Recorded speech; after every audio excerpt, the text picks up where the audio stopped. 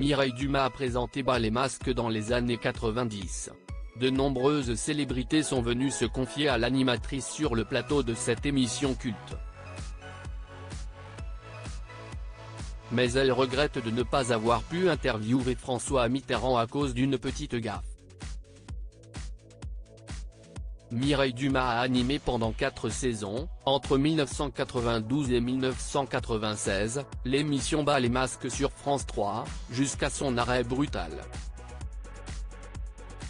Ça a été très violent, mon plus grand traumatisme de télévision, avait-elle confié au micro d'Éric Dussart sur RTL.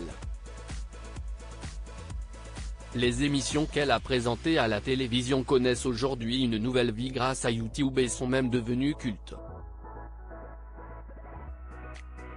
L'animatrice a en effet ouvert sa propre chaîne en collaboration avec l'INA.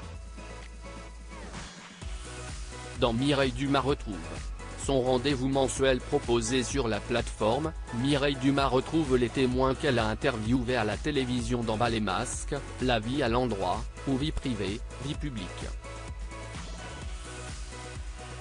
Pourquoi François Mitterrand a-t-il finalement renoncé à être interviewé par Mireille Dumas? Mireille Dumas était l'invitée de l'interview média de France Info ce jeudi 1er février pour évoquer sa chaîne YouTube. Elle est notamment revenue sur les accusations de voyeurisme dont elle a fait l'objet avec ses programmes qui abordaient des sujets qui étaient encore tabous à l'époque. Sur ces plateaux, elle a reçu nombre de personnalités et les entretiens se sont parfois avérés compliqués.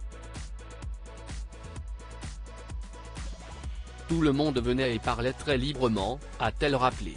Interrogée sur la personnalité qu'elle aurait rêvé de rencontrer et qu'elle n'a pas pu recevoir, elle a évoqué un ancien président de la République.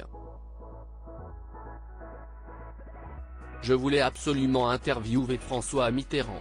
On a été reçu avec le rédacteur en chef de l'époque par Jacques Pilan qui était son conseiller en communication, qui avait trouvé avec François Mitterrand que c'était une très bonne idée qu'une femme vienne l'intervieweur, s'est-elle remémorée.